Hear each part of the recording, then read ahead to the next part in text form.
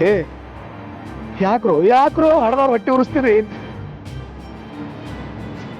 ಅಲ್ಲ, ನೀವ್ ಹೋಗೋ ಕಾಲೇಜು ಅದ, ನಾ ಹೋಗೋದು ಕಾಲೇಜ್ ಅದ.